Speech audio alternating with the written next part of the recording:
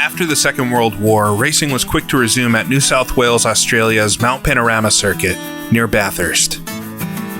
Throughout the late 1940s and early 1950s, the Australia Sporting Car Club organised Formula Libre races with the New South Wales Grand Prix and the Australian Grand Prix, attracting thousands of fans and creating a home for Australian racing talent. But despite the formidable and impressive Mount Panorama circuit, both drivers and racing organizers soon wanted a second venue to stage races.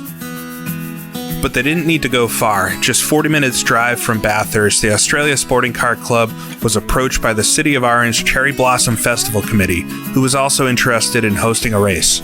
The two organizations partnered and plotted a simple 6-kilometer, 3.75-mile course on the country roads outside the City of Orange, around the Bloomfield Hospital. Finished in 1952 for just over £24,000, the Gnoo Blas motor racing circuit featured fast, newly paved roads into 3 high-speed braking zones for hairpin corners. The first racing meets were held in 1953 and featured a mix of motorcycle, sports car, and open-wheel racing. After the successful opening, the Australia Sporting Car Club decided to hold the New South Wales Grand Prix in October 1953. The race won by a young Jack Brabham, driving a Cooper Type 23. The Gnoo Blas circuit continued to hold sports car and Grand Prix racing throughout the 1950s, the Grand Prix events being held to Formula Libre specifications, allowing almost any engine and chassis combination to be run, pitting older 1930s and 40s Grand Prix cars against the newer Coopers and Maseratis at the time. In 1960, Gnoo Blas was the site of the inaugural Australia Touring Car Championship, an event which has evolved over the years into a full championship, now known as the V8 Supercar Series. But all is not perfect at Gnoo Blas. Since the event's inception, locals feared their taxes may increase to support the event's infrastructure, never mind the inconvenience of a circus showing up and shutting everything down multiple times a year. They also faced opposition from the Mayor of New South Wales, who feared the close proximity of the Gnoo Blas circuit would steal revenue and fans away from Mount Panorama. This, plus outstanding debts still unpaid from the circuit's original construction, led to the untimely shutdown of the Gnoo Blas motor racing circuit in 1961. Although the circuit's been officially closed for some 60 years, there are still events periodically at the track, with local car clubs staging meets and ride-alongs around the roads in the area. The roads themselves are remarkably unchanged from the 1950s and 60s and still give the impression for what it would have been like to race at the circuit in its heyday. And recently, Gnoo Blas has been released for Assetto Corsa, and this is actually a conversion of a conversion, which is usually a really bad thing, but this has been done in the proper way, getting credit and help to convert it faithfully and match it as it was originally. And this circuit was built extremely well. It's originally from rFactor 1, built by Neil Faichney in conjunction with the New South Wales Tourism Agency, funding the project actually. They wanted a representation of the track as it was for a simulator, maybe to put in an installation somewhere. And I believe Neil Faichney built this for rFactor 1. It was then converted to rFactor 2 by Mike Cantwell, adding a few features to make it modern for that sim. And then most recently converted to Assetto Corsa by Lavalamp 641, user over at Race Department. And it's an extremely well done job. There's some upgrades and things, especially with the texturing and shading and things to make it fit perfectly with Assetto Corsa.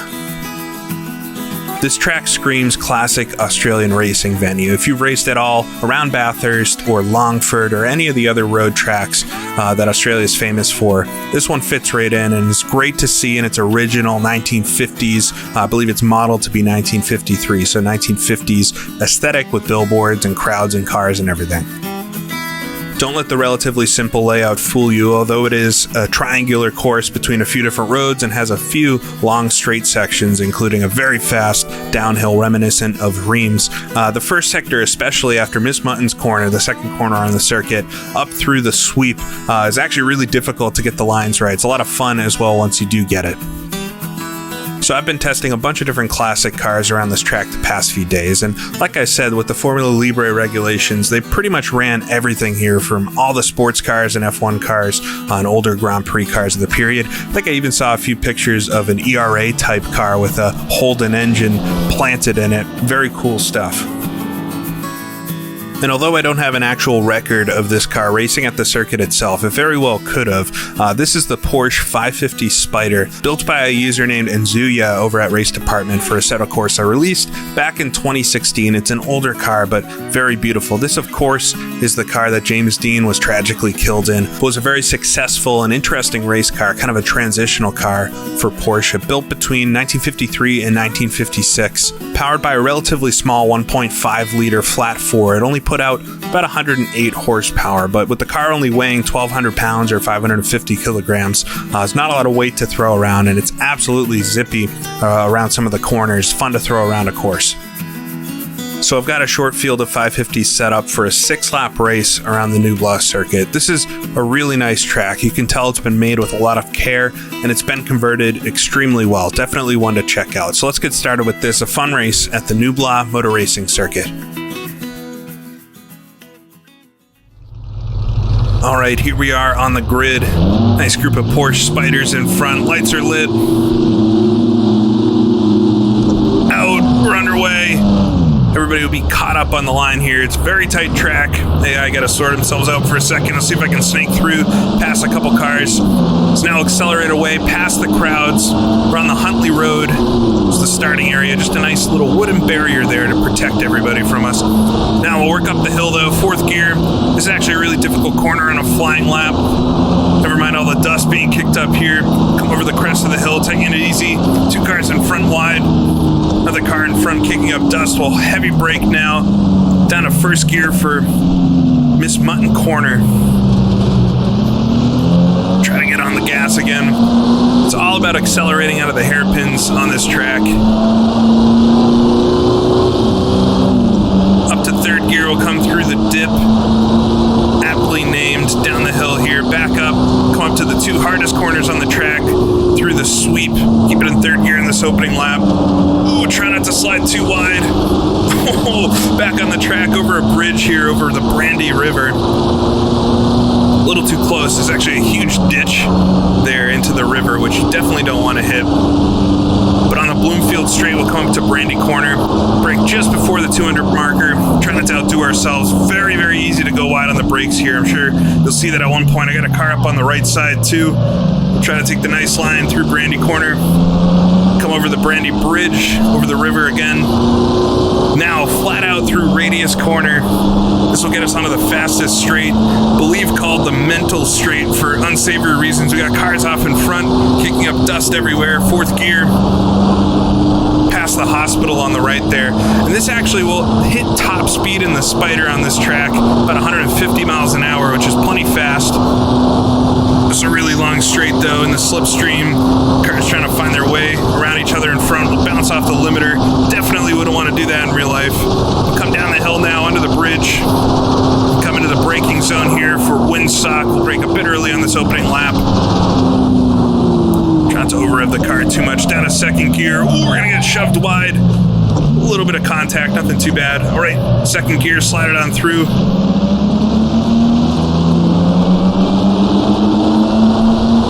Windsock now back onto Huntley Road, and through the final corner here, it's a little bit of a lift of the throttle and throw it in. Try to get the apex. Car in front runs a bit wide. Almost touching. We'll come to the line, complete lap number 1. So almost about 10 accidents there, but we're up to P8. We're actually neck and neck with P7 here. We'll come to a really tricky corner, still 2x2. This is a tough corner on any kind of lap, never mind side by side. You're going to start braking about halfway through it. Oh, he's going to stay there too. All right, down to 3rd gear, 2nd gear. Brake for Miss Mutton's here. I have to imagine that's Miss Mutton's house on the left, on the outside. Able to make the pass, center sights forward, got the cars side by side behind me. You just have a tiny little mirror in this car. I have to say, I mean, this is a really older car for Assetto Corsa 2016. Ooh, we got 1 car out of the race. Come to the sweep.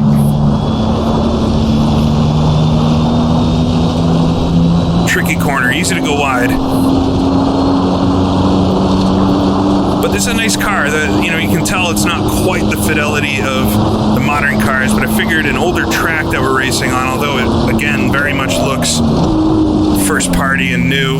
We're quite deep on the brakes here. Try to get the car slowed down for Brandy Corner there. Take a little bit of the dirt on the inside. I still think it's a very nicely done car and perfect for the track. Like I said in the intro, maybe didn't actually race here. I can't see it in any of the results that I found, but I'm not sure every race that was done here is fully recorded somewhere. So very much could have raced here and definitely fits the circuit, fits the vibe, being from the 50s. Looking back at pictures of racing from Australia in the 1950s, it definitely feels a little bit brought together. Sort of flat out now, 150 miles an hour.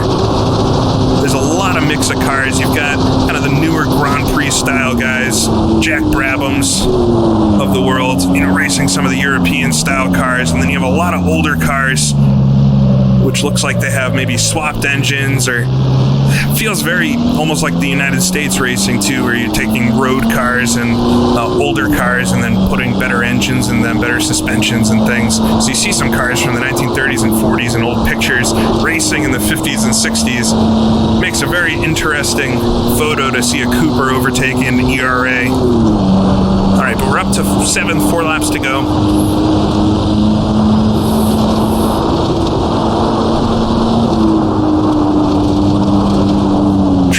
It's so hard to brake on a turn in older cars. Definitely need to take it easy there. Older cars really like the braking in a straight line mantra.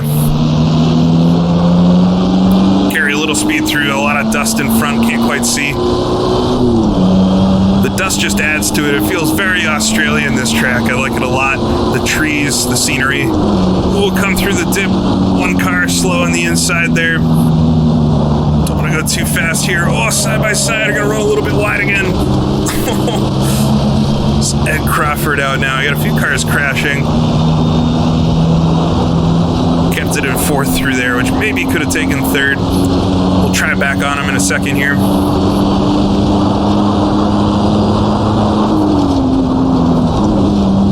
Oh, a bunch of dust in front. Skid marks, I think for myself last lap through Brandy, then come over the river, past that river twice, back through the sweep, and then again there over that bridge.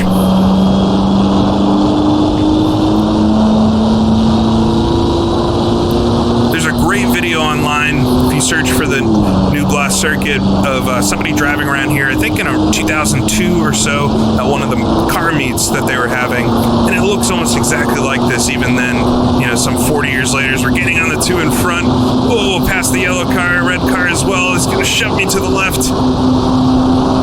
Bouncing off the limiter here at 150 miles an hour. Come to the bottom of the hill towards Windsock. Just don't want to outbrake myself. Get it down to 3rd gear, down to 2nd. Oh, we're a little deep. Just creeps up on you, locking the brakes all crossed up, spinning the wheel over and over, hands going crazy in front. There we go. Just like a pro.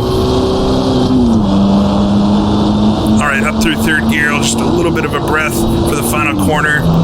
Into 4th, come across the line, see where we're at.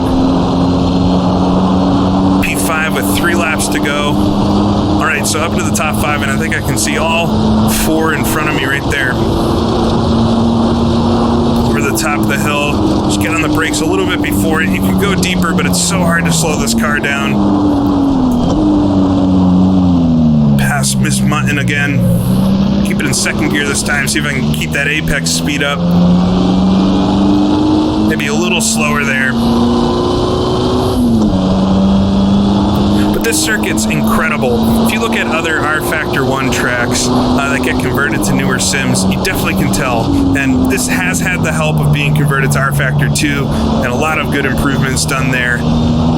But it's still so impressive. The bones of this track were made for a sim, that came out almost 20 years ago at this point, or 15 years ago. And this track itself was made pretty late for rFactor 1 2013, but it's still done amazingly well.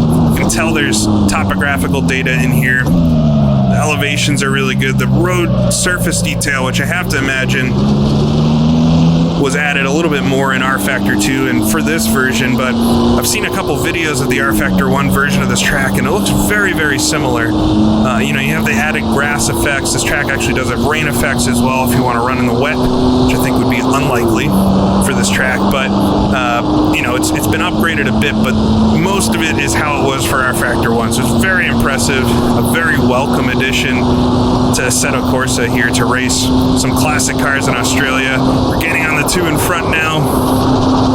Well, right up against the limiter, but I got a little bit of speed on them. Come down towards Windsock. On the inside, but I don't think I'm going to be able to outbrake them. They seem to have a little bit of an advantage on the brakes, so I get all squirrely again. Whoa, these two as well.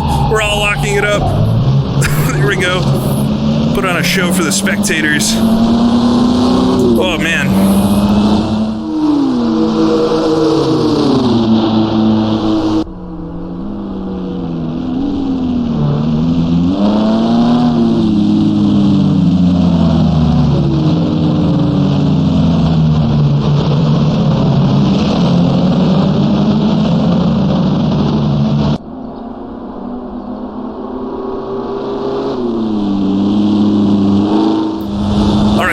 So I got around one of them there. Fourth gear. See if I can sneak around the left side here. Have the inside line for the left-hander. 2 more laps to go.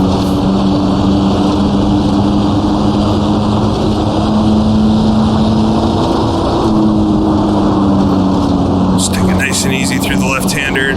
We're still going to be side by side. Come down to Miss Muttons.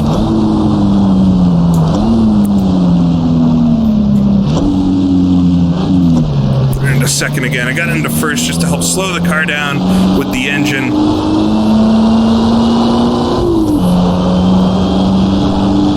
This might be an odd pairing of a car in this circuit, but I feel like reading some of the results in the other cars that raced here, they were very similar to the 550. You definitely could do well with a faster car around this track. Obviously, we're topping out on top speed on the fast straightaway. But, they didn't have faster cars in 1950. These were some of the fastest cars that were out there. Certainly were faster Grand Prix cars, but especially racing in Australia at the time. Trying to slow it down. I was a little late on the brakes that time. Oh, no. All crossed up. Missing the apex a mile wide, but didn't slide into the barriers, so we call that a success. I'm over the Brandy Bridge. I got cars right in my mirror now. They should have a little bit of a slipstream here on me, but we're all going to max out on speed.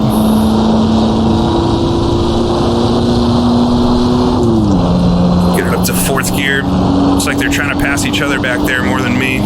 So might have lucked out for a second, but lost quite a bit of time to the cars in front to see if I can put together a good couple of corners here at the end of the lap.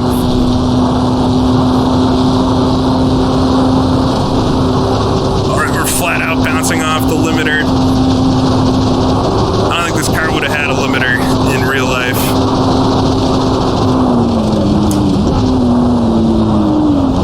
Really try to use that engine to help slow the car down. All right, down to first gear.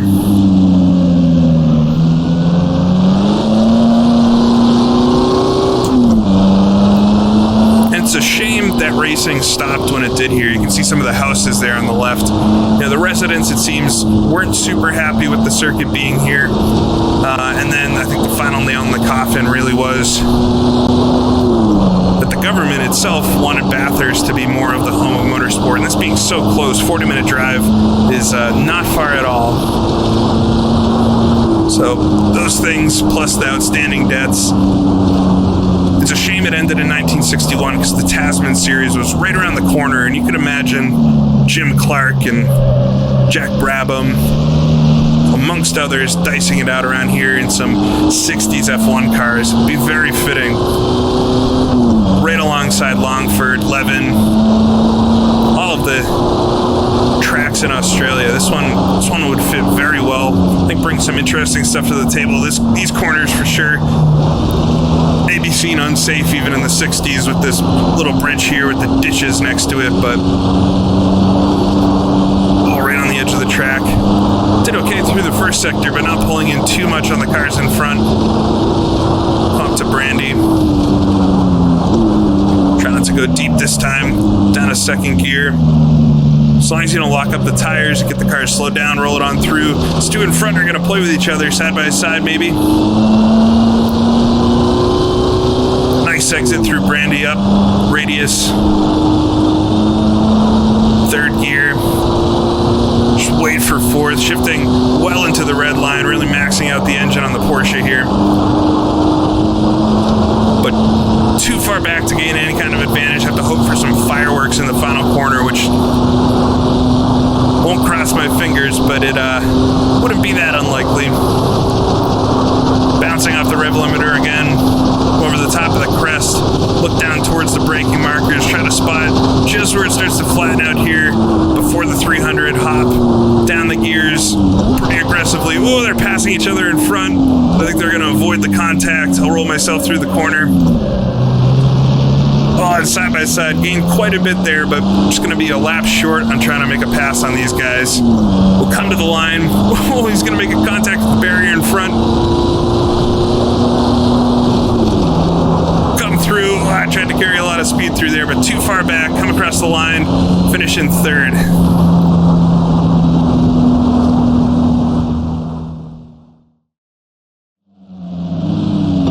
So I have to thank Lava Lamp 641 over at Race Department for converting Gnoo Blas over to Assetto Corsa. Has done an amazing job. I have to thank Mike Cantwell as well for the work done to get it into rFactor 2 and obviously update things like the track surface and everything. But ultimately Neil Faichney and the work done to get this track created originally for rFactor. A great track, really brings out an interesting part of motorsports that I don't think we see a lot of these days. The early days of racing in Australia, the 1950s, before really, Australia was known as this place for Grand Prix racing drivers, and drivers like Jack Brabham got their start more or less at tracks like this. I think one of his first major wins came here, so interesting to experience that a bit.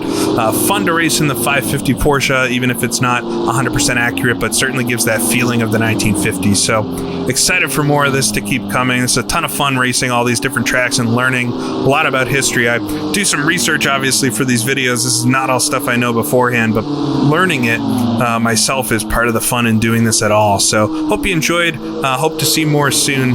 Thank you for watching. I'll see you all again next time.